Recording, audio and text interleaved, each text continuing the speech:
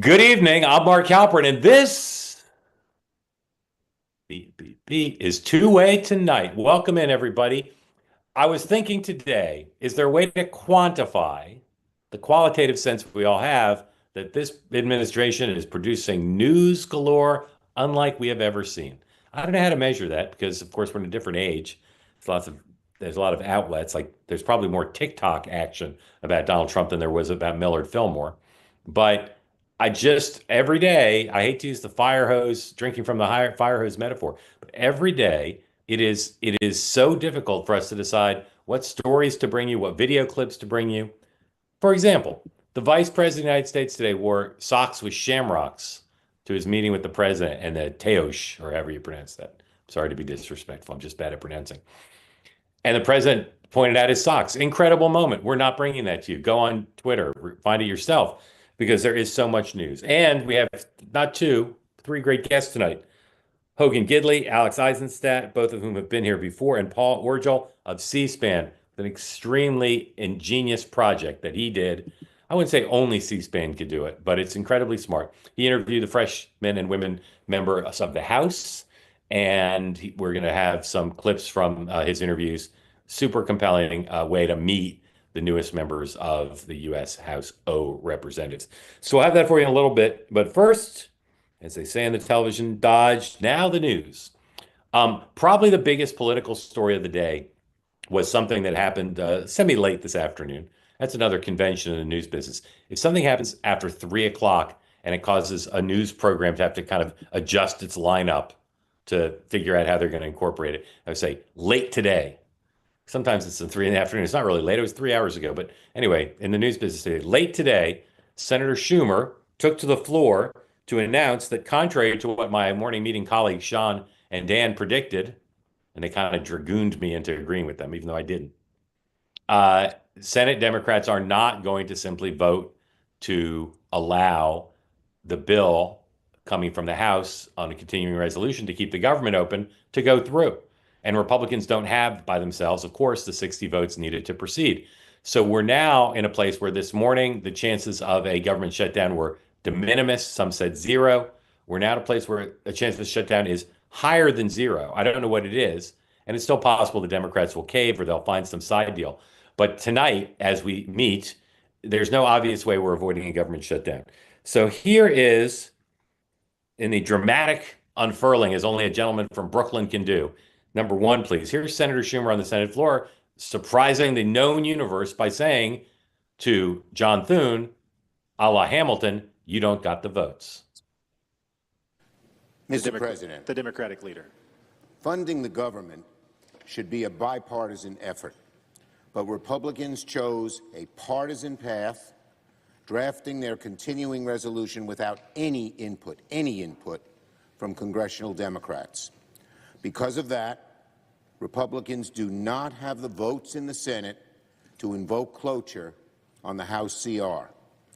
Our caucus is unified on a clean April 11th CR that will keep the government open and give Congress time to negotiate bipartisan legislation that can pass. We should. All right. So right away, the chorus came in a classic instance of shutdown politics. A chorus of shouts came from the White House, from Trump allies, from Republicans in the Senate, saying the Democrats will own the shutdown, that they're the ones who are leading to this shutdown. Here's just one of 1,000 examples we could show you. Oklahoma Senator Mark Wayne Mullen, number two, please. Schumer wants to have another Schumer shutdown like he did in 2018, that'll be up to him. The Democrats will make a decision now if they're going to shut down the government or they're not. Republicans will do our part. They're going to deliver it, as Speaker Johnson said, in the House. We will deliver our 50-plus votes in the Senate, and then it'll be up to Schumer to deliver the rest of them. Schumer shutdown has a certain alliterative illusion. Huh. Anyway, let's bring in our guests, assuming they're here. Hogan Gidley is here. Hogan Gidley worked. Hogan's not there. Just Hogan. That's not Hogan. That's why Hogan's not there. That's not Hogan. My apologies.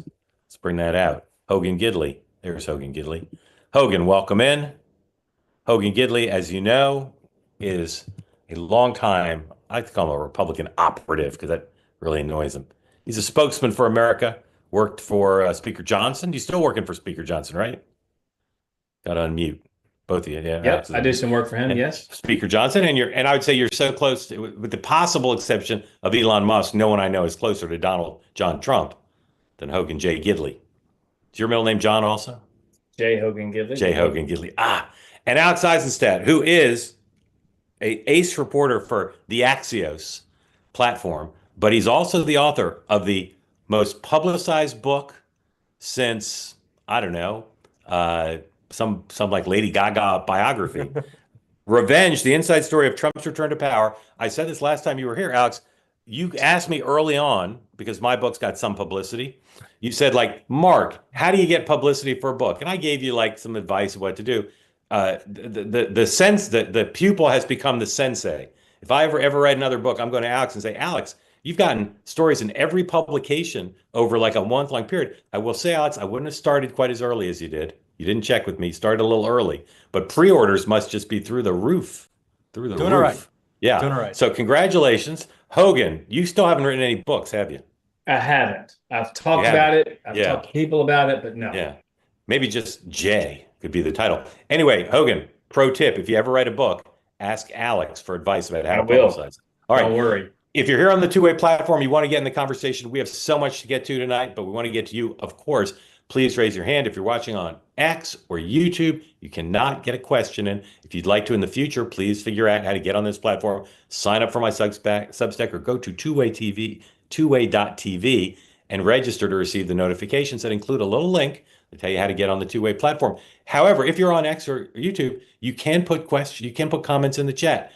Number one, don't put smack in the chat. Number two, everything you write should adhere to the ethos of this platform. Hogan, say it with me. Peace, love, and Love, understanding. Understanding. Yeah. Peace, And you should extend the presumption of grace to all, as Hogan does regularly. Hogan is a man of faith, and he treats everyone with the equal respect, with the possible exception of the squad, who he trashes with scathing indignity. All right, guys. Righteous indignation. Righteous indignation. First topic I brought up, Chuck Schumer. Two questions. First one, Alex, who will be blamed if there's a shutdown? Or is that unclear as of now? It appears Democrats will be, which makes me question whether they'll actually want to go through with it, given that if you see, further downfalls in the stock market following a government shutdown, that's not something Democrats want to get blamed for, given that they're currently blaming Donald Trump for the downturn in the stock market with the tariffs. So one wonders if Democrats are actually really going to want to go through with the shutdown if Schumer concludes that they will get blamed for a shutdown. Yeah. John Fetterman said he would vote for it, but no other Democrat has publicly said that. Hogan, I suspect you'll agree with Alex that if there is a shutdown, the Democrats will take the blame, and therefore they may back off this posture. Yeah, in fact, a lot of reporters I've spoken to, Mark, have told me this is the clearest example they've ever seen of Republicans doing a thing, and Democrats, if they go against that thing, would be blamed for a shutdown, which of course never happens. As Republicans, we always get blamed for them. But in this particular instance, the House passed a clean CR, the same basic bill and monetary values that Democrats voted on themselves 3 months ago. They refused to vote for it. Fine, it got through. It's over at the Senate now. It funds the government. If Chuck Schumer makes this move, it will be the Democrats who have decided to shut down the government. All right, and I think we have a good political base, political standing from which to make that claim that's obvious to anyone paying attention. All right, so here's my second question. It's a little bit meta, and there, to be frank, we have some guests on the program on occasion who I couldn't ask this stuff because they're not sophisticated enough to follow the three-dimensional chess here, okay? I agree with you guys that the Democrats will probably be blamed. But normally the media goes out of its way, no matter what the circumstance, Yes, to blame the Republicans for any shutdown, every shutdown in my career, no matter what. Is the reason why both of you and many other people I've talked to say the Democrats will be blamed, A, because the facts are so clear in this case, and I'm not sure I agree with that, but I'm offering that as an option, or B, the tide has turned and the media is no longer reflexively biased against Republicans, or C, some other answer? Alex. I think it's the former. I think it's the first option because of what Hogan said. The Republicans passed a bill. Now Democrats are trying to shoot it down or pushing back on it. Hogan.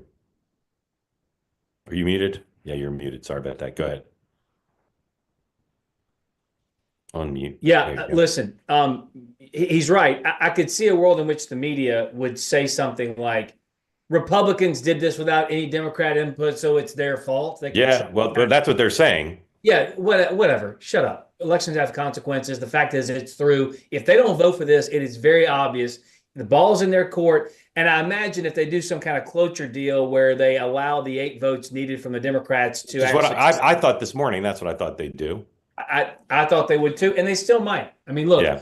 I think they're floating a test balloon to see if their allies in the media kind of come to their rescue. If they don't, and it doesn't look like the snap polling shows they have the stronger hand here, I think they cave. I'll tell you one factor here that just should be noted and not underestimated is the base of the party, including the aforementioned squad, said absolutely not. You cannot be in good standing with the base if you support this CR.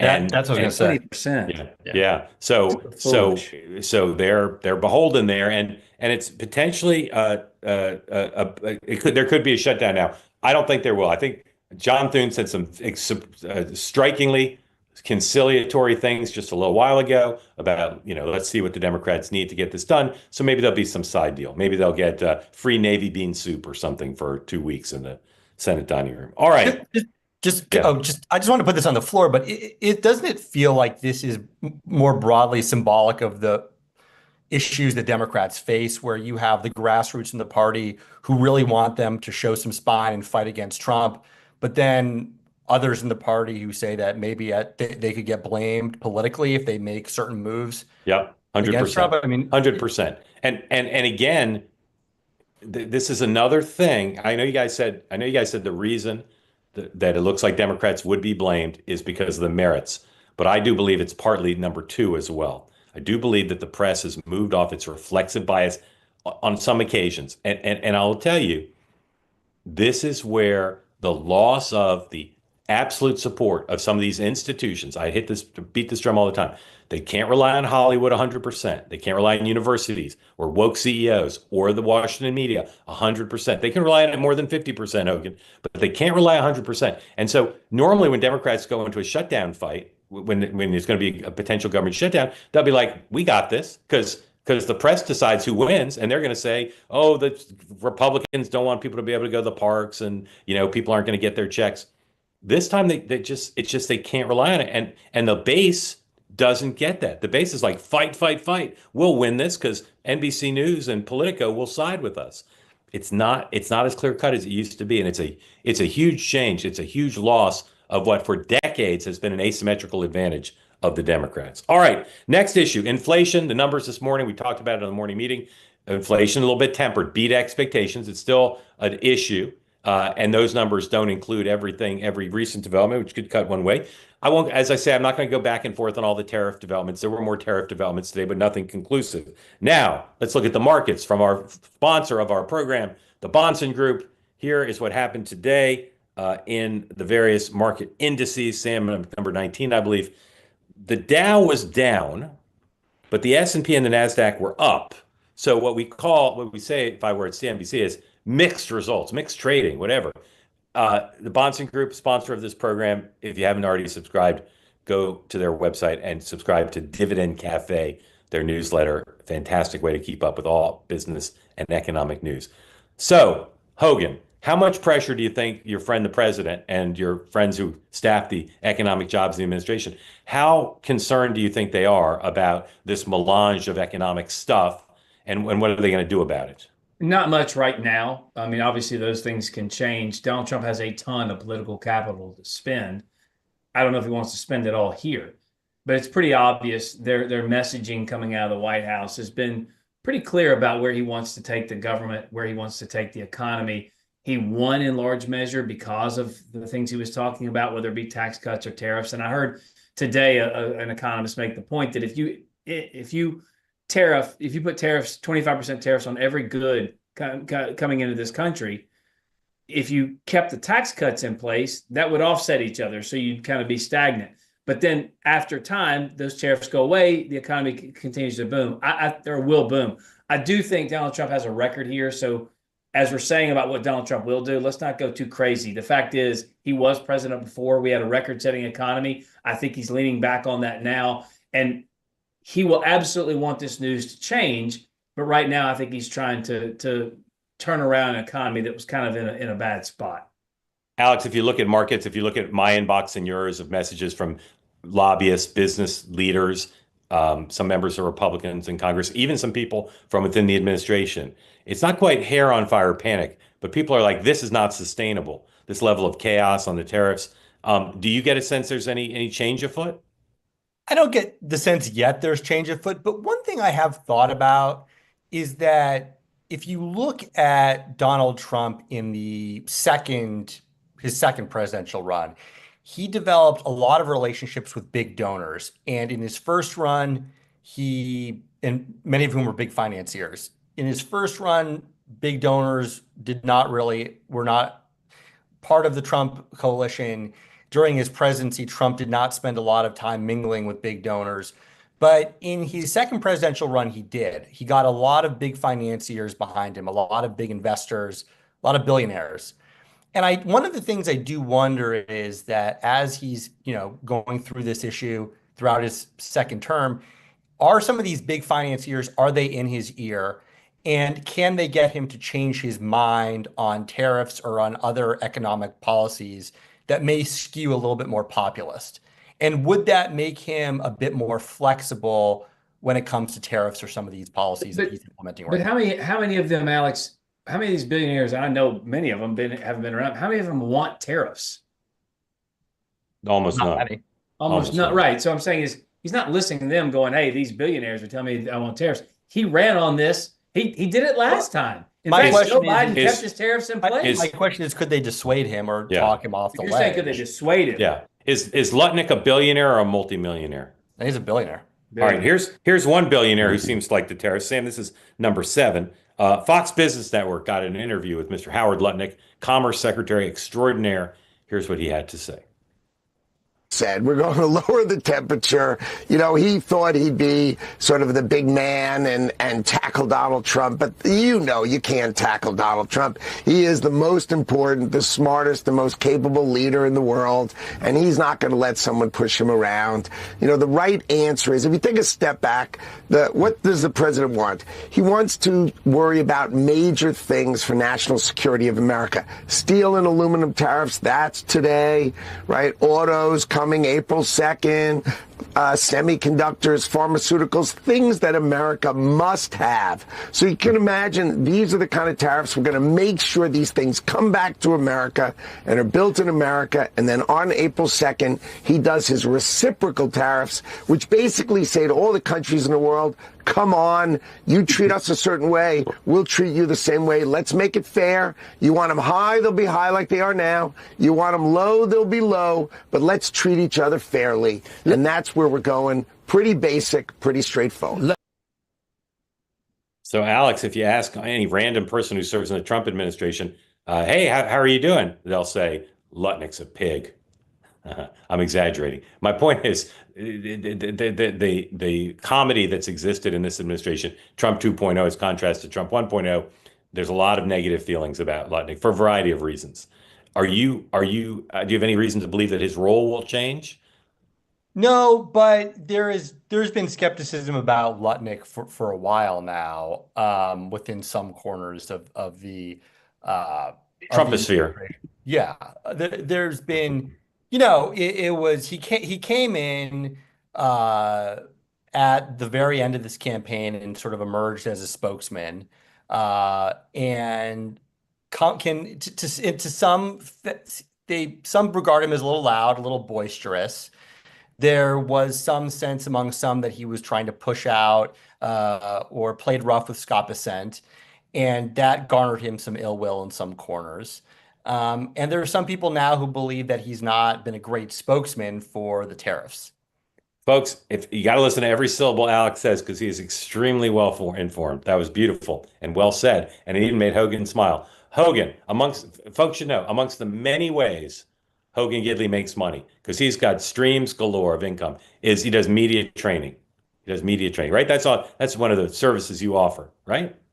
Isn't that right? You've been paid to do media training Okay. for All corporate right. executives. So how would you, if you were giving Mr. Lutnick advice after watching that clip, what would you say to tweak his performance? I would say that cabinet secretaries that Donald Trump has picked both have knowledge of what they need to do because of their backgrounds and the experience they have to accomplish what Donald Trump wants them to do, but they're also good on television.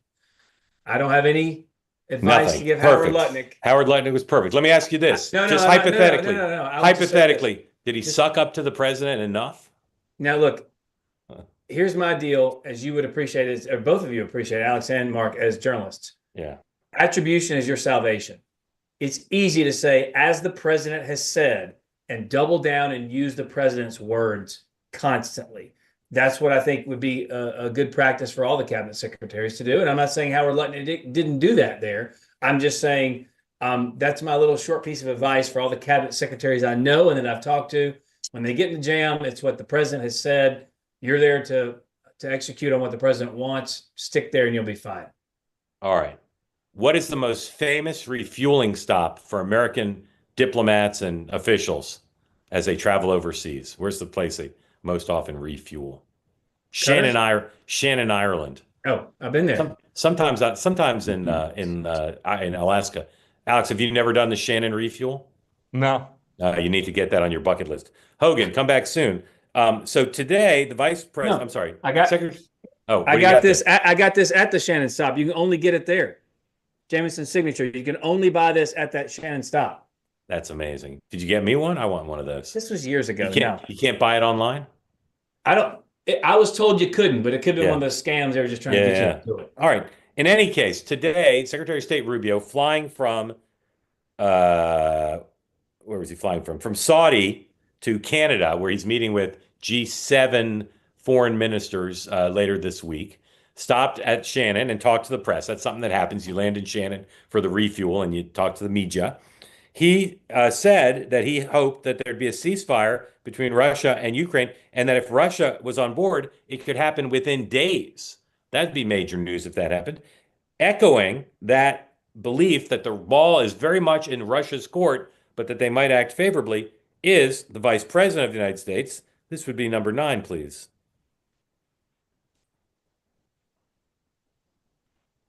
Well, we've got some conversations that are happening on the phone and in person with some of our representatives over the next couple of days. As the president said, we think that we're in a very good place where the Ukrainians have agreed to a ceasefire, and we're now going to see whether we can get the Russians to agree to a ceasefire too. And we'll certainly have news on that when we find out that news. As the president said. Exactly. As the president said, but again, striking, and Hogan, who's a veteran of 16 administrations, will know this. You don't often see the vice president chatting it up in the Oval with the president there, right? Normally, the president's the one who's answering the questions, but there he is answering. Alex, they seem very optimistic that they're going to get to the next phase here. What do you know about where we stand on Russia, Ukraine? Well, they seem optimistic, but just putting this on the floor, the two questions I have right now is, one, why hasn't Putin agreed to anything yet? And two, if Putin doesn't agree to anything, then what happens? Because at this point, you have a White House that is much more aligned with Putin than the Biden White House was. So what happens if Putin says no deal? And to me, that's the big question here going forward. Hogan. I mean, I would take some objection to the fact that this administration is more aligned with Russia than the previous. However, Donald Trump has been very clear about this. He has said on multiple occasions he wants the bloodshed to stop. And that starts with bringing Ukraine to the table, figuring out what kind of deal they'd be amenable to, and then bringing Russia along with them. So if this is actually happening, I mean, only Donald Trump could have put it together. He did so in quick pace per usual. But I, for one, I think am sitting where most Americans are, which is At this point, we want this whole thing to end. However you get there and see what happens. All right, two more stories that former or current, still not clear to me, Columbia University grad student who's currently being held in Louisiana. Judge heard arguments today and said he's going to stay in Louisiana and he should be able to talk to his lawyer. So no resolution of that case. And something I want you both to react to. Again, we talked about it this morning, but there's been more reaction today.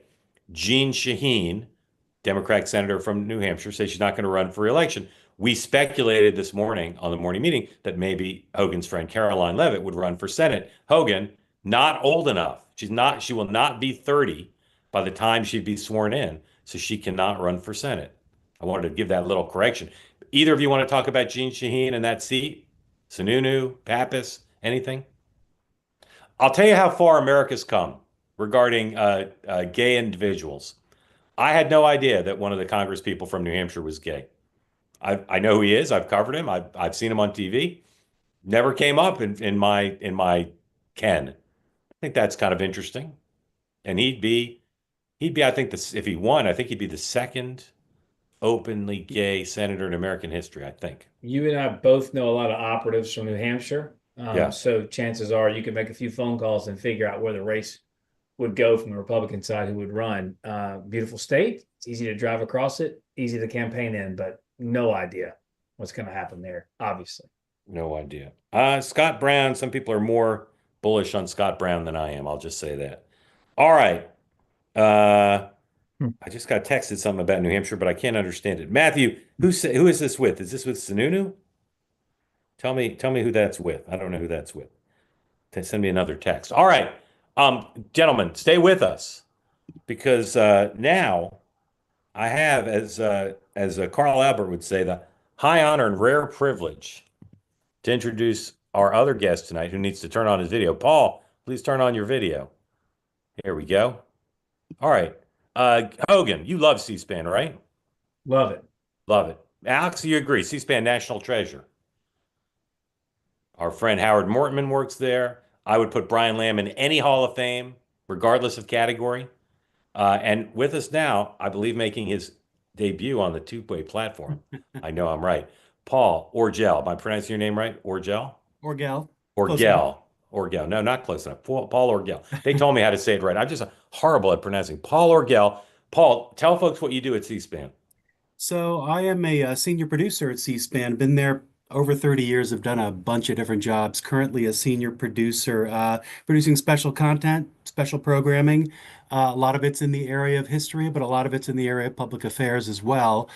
Just creating that content and pushing it out for everyone to see. So we've got an interesting project we're in the middle of right now, which is why we're on the show today. Right. Well, we're so glad to have your welcome in. I can't wait to see what Alex and Hogan say. I bet they've never heard of some of these folks. So you're profiling through interviews the freshman class and freshman woman class. How many members of that class are there? There are 62 new members. I'm calling them true freshmen because there were 3 other members who actually served years ago. In one case, 30 plus years ago. Right. But we've interviewed over 60 of them. And, over the years, we've made it a point to talk to members as they're leaving Congress. We've also in recent years have started talking to members as they're coming to Congress. And it's a really good chance at the beginning of a term to step away from the politics and policy for a minute and allow them to just introduce themselves. Yep. So it's been really neat. It's been really challenging and fun. People from all over the country, obviously, not just the states, but a couple of the territories. And this is how you grew up. Where did you go to school? Who were your early influences? Were you always a Republican or Democrat, and why? And how do you know?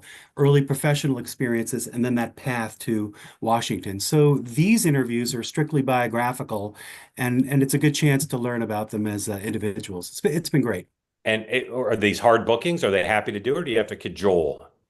I would say, gosh, everyone has been happy to do it. We put a small team together. They started calling, they started emailing offices, got tons of responses. There were a couple people who were just a little slow in responding, only because they're freshman offices and they're getting organized. So I made a couple trips over to the office buildings to twist some arms, but everybody was very welcome.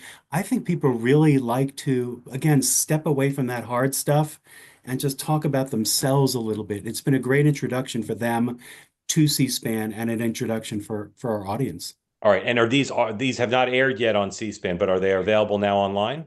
Actually, there are two batches. So the first half, roughly 30, 34, they aired on the network in February. They're Okay. available right now at cspan.org.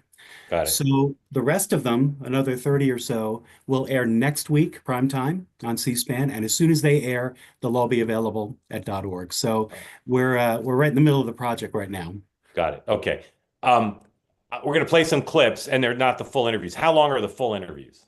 Full interviews are roughly 6 to 12 minutes, depending on the member and how much we are talking. I should point out they took time out of their busy day to come over to the Cannon building up in the third floor rotunda. Yeah. And as part of their schedule, I have this wonderful newfound respect for that scheduling function in a congressional office. It is a very challenging job. I even told some of the members, you should elevate that title because they've got a lot of hard work to do. It's very tricky. But they came over to Canon, kind of like a speed dating almost. 10 minutes with this member, 10 minutes with that member. Sometimes they were 2 and 3, 4 deep waiting to be interviewed, but they were all great. All of them were All right. great. So the three most important people in any congressional office, except for chief of staff, goes like this: comms director, fundraiser, scheduler. Not necessarily, Schedulers. not Hardest necessarily in job that in order. politics. Not just hardest, but most important. The schedulers are all powerful. Yep. Right. All right, Paul, it's an incredible project. I've looked at some of them. We're going to show some clips, and Alex and Hogan are going to talk about what they think of these members, and I bet they've never heard of any of them. Let's start with number 17, Sam. This is Addison McDowell, Republican, fresh person from North Carolina. Roll 17, please. In 2016, we lost my little brother Luke to a fentanyl overdose, fentanyl that here and shouldn't have been. And so we lost my little brother.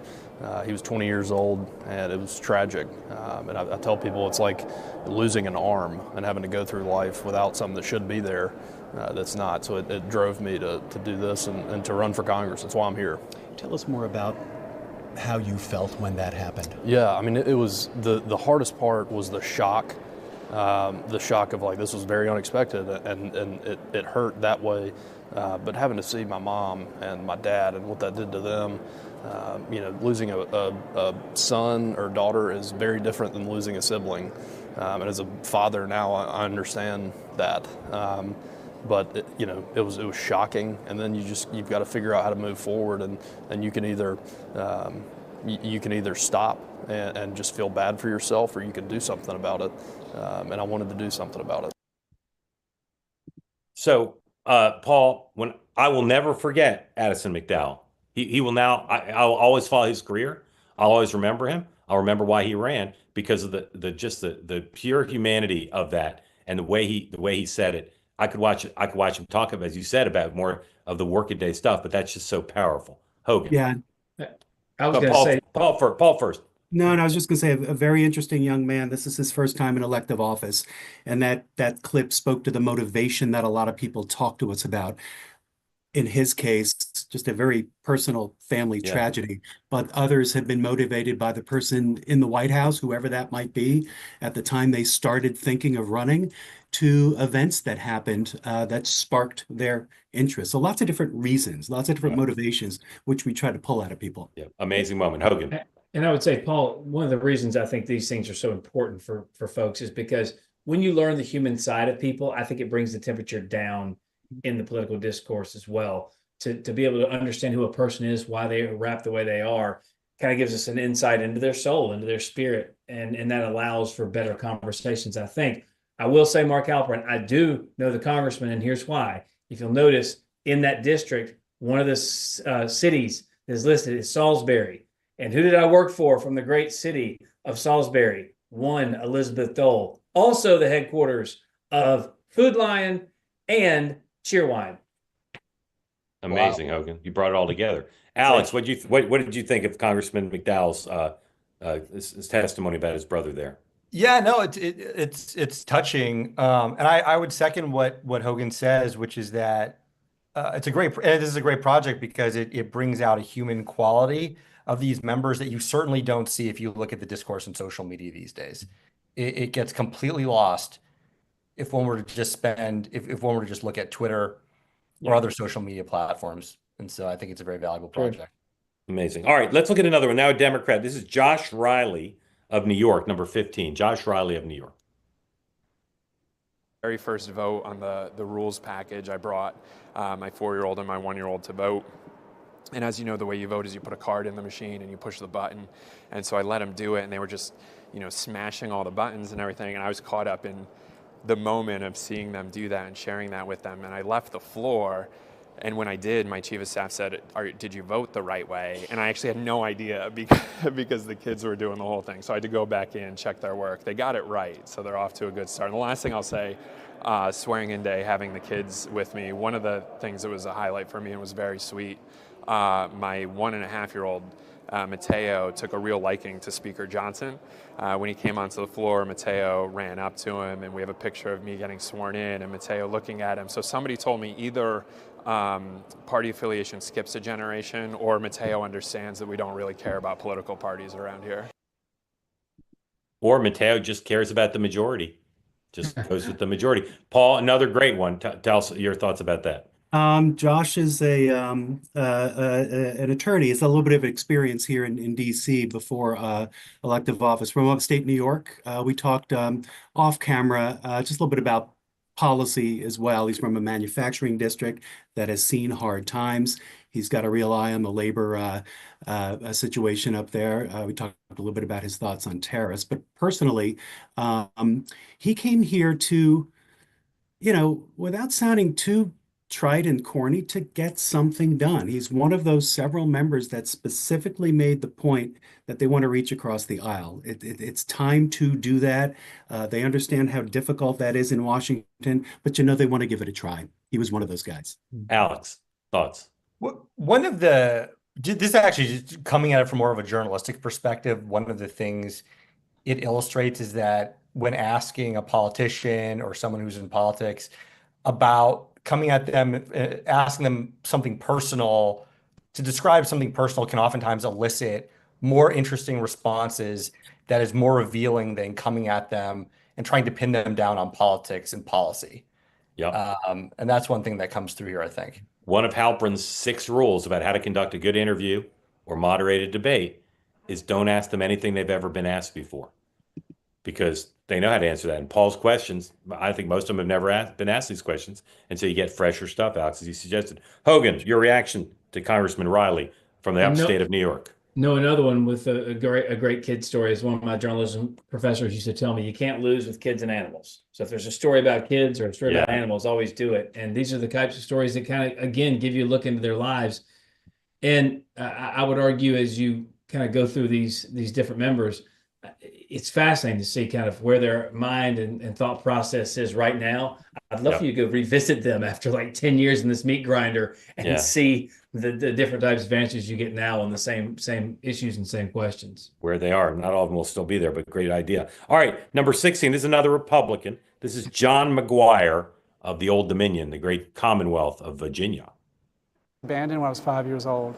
My mother and father had alcohol issues. So my sister and I were left on the side of the road when we were 5. The police found us. We ended up in foster homes, and I attended 9 different elementary schools. Now, my sister and I were together for the first foster home, and then we got separated. And my wife doesn't like it when I say it, but it's debatable I turned out okay. But my grandfather fought in World War II, one of the toughest men I've ever met. He had already raised his children. Him and my grandmother rescued me and my sister, brought us together, and raised us until my father got sober.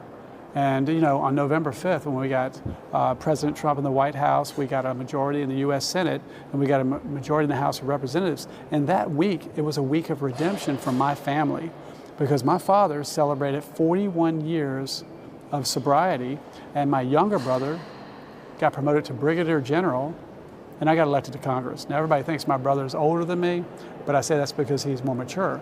But my brother and I went to my father, 83 years old, and we said, Dad, if you hadn't fought so hard to get sober, he wouldn't be a Brigadier General, and I wouldn't be in Congress.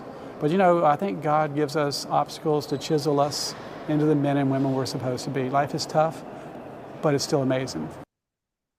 Paul, once again, I'll never forget John McGuire now. A credible story of overcoming adversity. Just absolutely compelling. It's one of those cases where, as the interviewer, I just wanted to stop for a minute.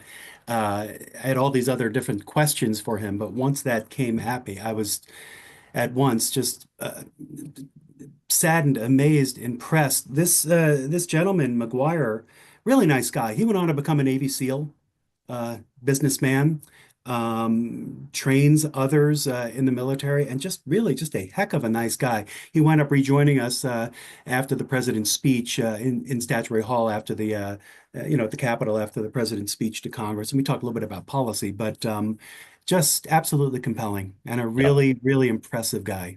Yep. Can I ask you a question? Yeah, go Oh, ahead. sorry. No, Alex, I was go just ahead. wondering, did any Go of ahead. those stories, that what he said in that interview, did any of that come out previously during the campaign or otherwise? Had he told anyone those things before? That's a good question. I did get the sense he didn't want to talk a lot about himself. He particularly mentioned that he didn't want to put out there that he was a Navy SEAL.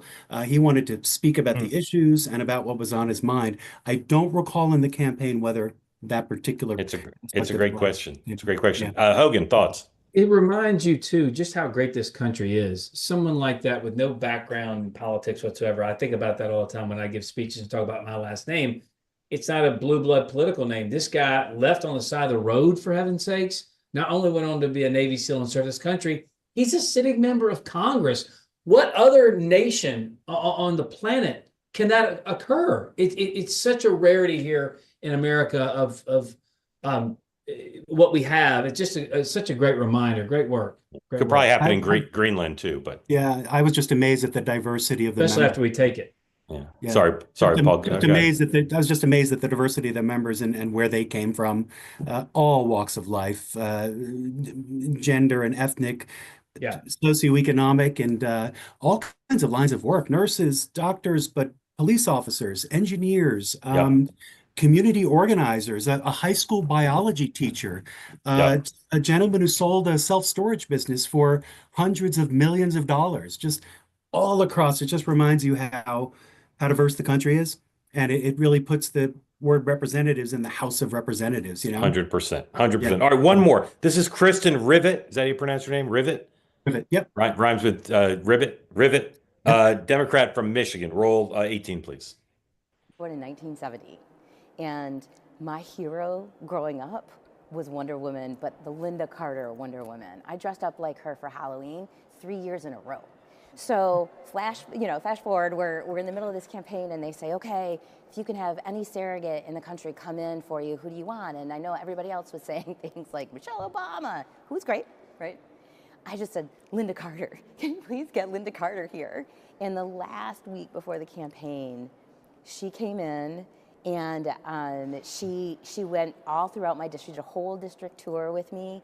And we got in front of these groups of people and everybody was just so excited to see her. The governor came and we were all, but at the start of every single one, we started just talking about how important it is to, in the world to protect the country. And I said, okay, everybody in their Wonder Woman stands, and everybody did this, and all these little girls were doing this. And it was the most memorable moment, not just of the campaign, but it was a big deal to me in my life trajectory. Love everything about that. Everything about that. Linda Carter married a prominent Democrat in Washington, D.C., named Robert Altman. I believe that was his name. And so she's I've seen her. She's been around in Washington. And the Congresswoman's reaction I've seen countless times from women about her age who grew up with Linda Carter as Wonder Woman. I love the opening thing where she's like, Wonder Woman, but it's got to be Linda Carter Wonder Woman. Paul. It was the pose that really got me. That's why I sent you that clip. Just a lot of fun. She was a great person to talk to, and spent some time in the legislature there, and was really trying to get her name out there in a campaign as she was replacing, I believe it was Mr. Kildee after he left. So I think she got some attention from that visit, Yeah, representing Flint's a big deal. If you want to get in the conversation now, raise your hand. We'll call on some folks. We'd love to have you be part of it.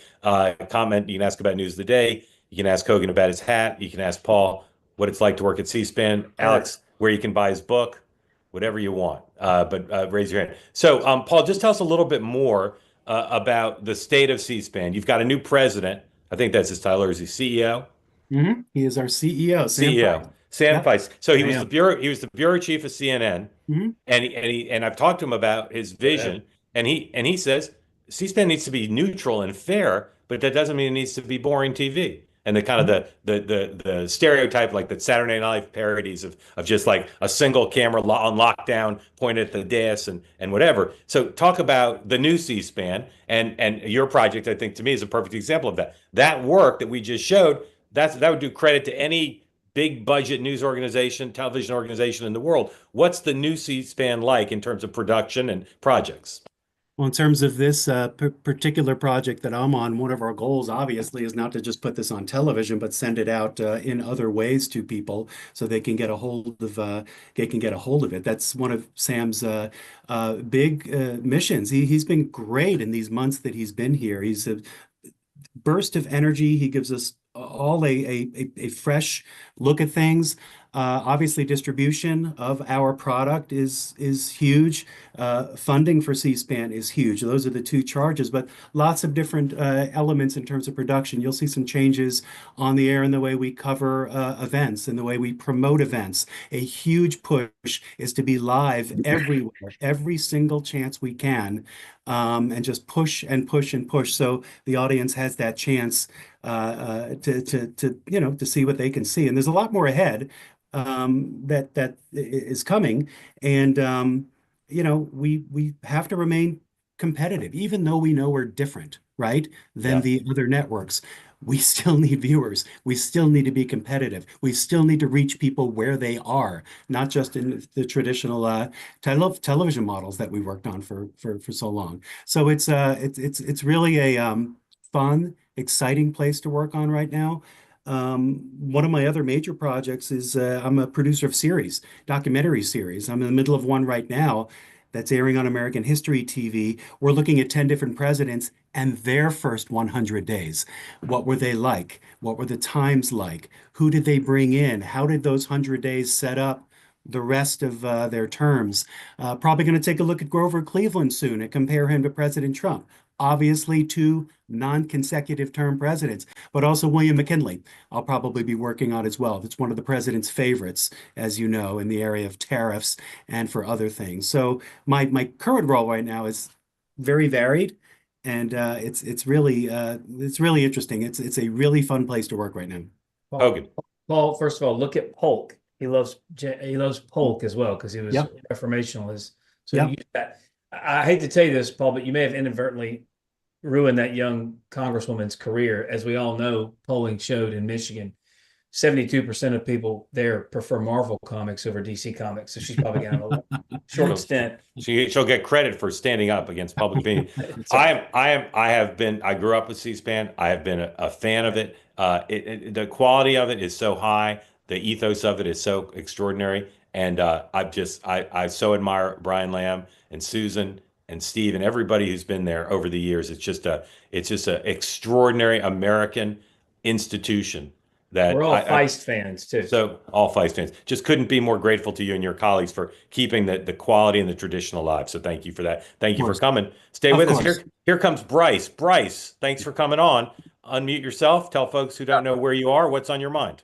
Yeah, thank you. I'm in Indiana. That's where Brian Lamb is from, by the way. Oh, awesome. Founder of C-SPAN's from Indiana. Go ahead. That's fantastic. I didn't know that. So I'm from Indiana. I'm in Bloomington right now.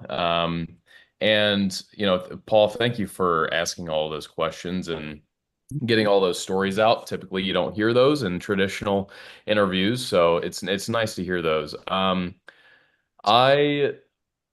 This platform often speculates that J.D. Vance is the front runner for 2028.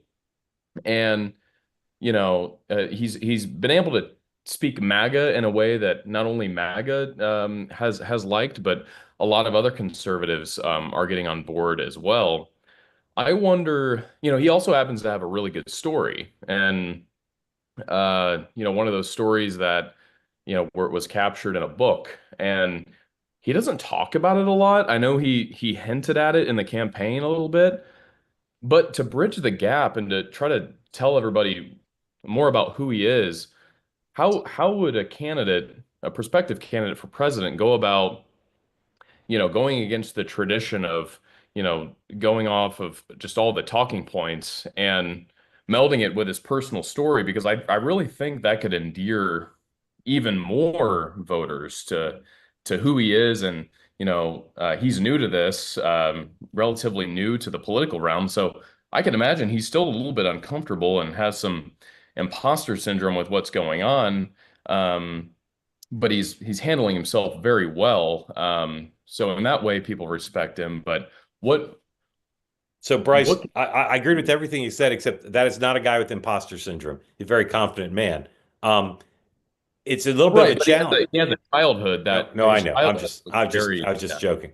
It's a little complicated, right? Because he's already written a best-selling book about his life. There's a film about it. So when and if he does run for president, I suspect you'll see him hire someone like a Hogan Gidley type to say, how do we do this again for the audience that hadn't seen it? So I bet you there's a reissuing of the book with a new foreword. I bet you there's maybe a documentary. I bet you there's a series of interviews to tell folks who don't know, because most people don't. Even write a best-selling book, most people don't. Hogan, what are your preliminary ideas to reintroduce your close personal friend JD Vance to America? Those are fine. I think also one of the things that really helped Donald Trump in the election was the selection of JD Vance in the debate format he was in, because we had been told he was basically a Handmaid's Tale type candidate. He wanted to send all the women to the kitchen. It was all bad. And then he gets up there and starts talking about his meemaw and drug addiction and Appalachia being so poor. It was jarring for people who had expected to see this Neanderthal type man, and he's just not that. But he has the inside track, obviously, because he's been given the vice presidency here. But there will be a ton of people that run for president in this next term. No question. But JD will, throughout the course of this, he understands the chance to capitalize here. There's no question. Also, he will get the right people out on camera talking about it. He may bring his family into the fray even more, start to elevate them too, to begin to build that image of what he would like to create heading into a campaign. That remains to be seen. But again, he will end up doing that multiple times between now and the announcement. Alex. Yeah, no, he's a talented political figure, and we got to, without question, and we got to know that during the campaign. And one of the things I talk about in my book, self-plug here, because it's out in 6 days, but the arc of Vance's vice presidential candidacy is interesting because he struggled in the beginning.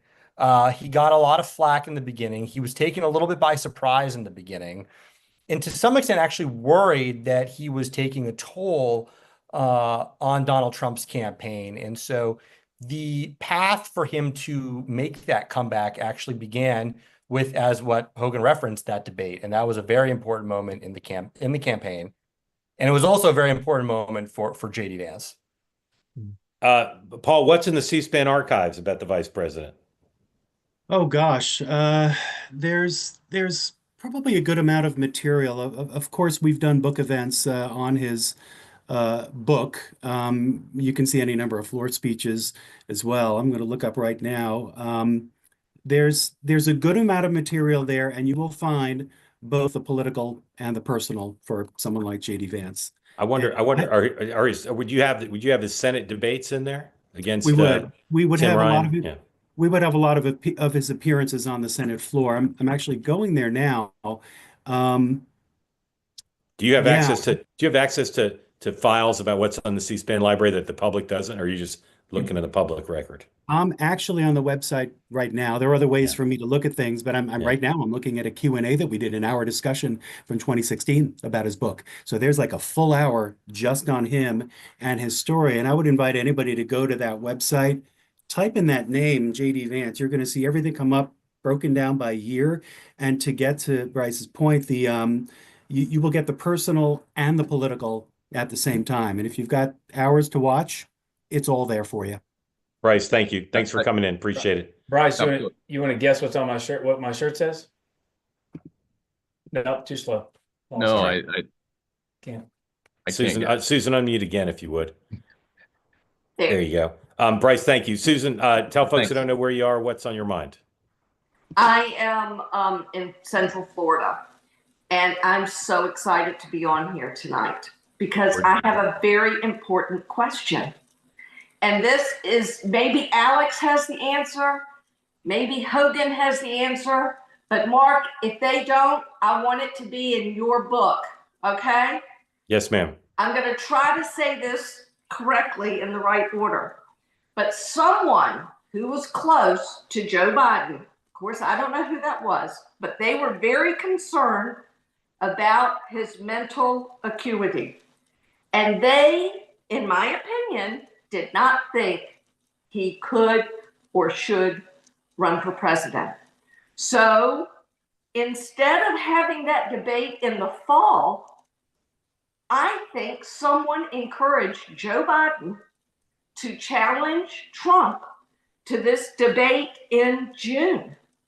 And that showed the world what that person knew. And I want to know, who was that person that was so close and so worried? Yeah. Susan, it is a widely held rumor that that's what happened. In fact, the Biden folks believe they needed a spring event to try to shake up the race, that he was on a trajectory to lose and lose badly. So he did not ask for an early debate because they knew he'd do badly and they could force him from the race. They asked for an early debate because they wanted him to be able to try to change the dynamics of the race in a positive way. And most of the people, not all, but most of the people preparing him for the debate thought he would do well. Alex. You know, this is not something I know enough about, but I will tell you, and I'm going to plug my coworker's book, Alex Thompson. He's got a book coming out about Biden that he co-wrote with Jake Tapper that's coming out in May. And it's all about the Biden situation. And I haven't read it yet, but I can't wait to read it. All right, Susan, thank you. Thanks for coming on. Sorry we couldn't confirm the conspiracy for you, but I don't believe it's true. All right. Alex's book, as he said, comes out. You're coming back for the book launch, right?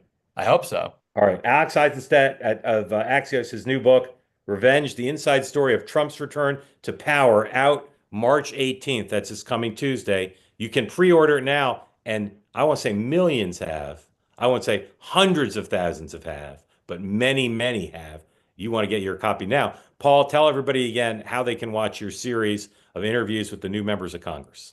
So 60 plus members we have interviewed so far. The first half, roughly 30, 34, available right now at cspan.org. And again, they're 7 to 10 to 12 minutes each. So those are watchable right now. Starting this coming Monday, the 17th, 9:30 p.m. on C-SPAN. Each night for 4 nights, we will air a string of these other interviews and get through the final 30. I should also point out, if folks can watch C-SPAN 2 next Friday, the 21st, we're going to air all 62 straight through, starting at 8 in the morning. And those will all be available online once they air on TV. So one half is there now. The other half is coming later. And I just want to, if you can give me a minute, I just want to thank some of my colleagues for this project. Greta Bronner, longtime C-SPAN colleague who led the way in putting this team together and bringing me on board, offering tons of guidance along the way. Janae Green, Matt Clark, Johnny Garrido, Michael Green, and these are producers who took time to call and email these offices and help get things set up. And a big shout out to a young gentleman named Matt Rigler. He's a young and very talented colleague who served as the video editor for all of these. So when you see the interview or you see the clips, just know that Matt put them together for us, and just a big shout out to him as well. Congratulations and thanks to all your colleagues, and we're so grateful to you for bringing them there. Hogan, if somebody wants to retain you to help them with media training, they go to jhogangidley.net. What do they do? They can DM me or whatever they want. Any of my social media platforms at jhogangidley. You sure can. And do you have like the letter? Do you have a senior citizen discount? I have all kinds of discounts. I was in the barber today, and a guy walked in and he said, "I want to get a haircut. How much is it?" And it's Manhattan, so the price was quite high, even though it's not a salon like Hogan goes to. It's just a barber shop. And the barber told him the price. He said, "Do you have a senior citizen discount?" And I thought, I might be eligible now for the senior citizen discount. Might be. I need to think about that.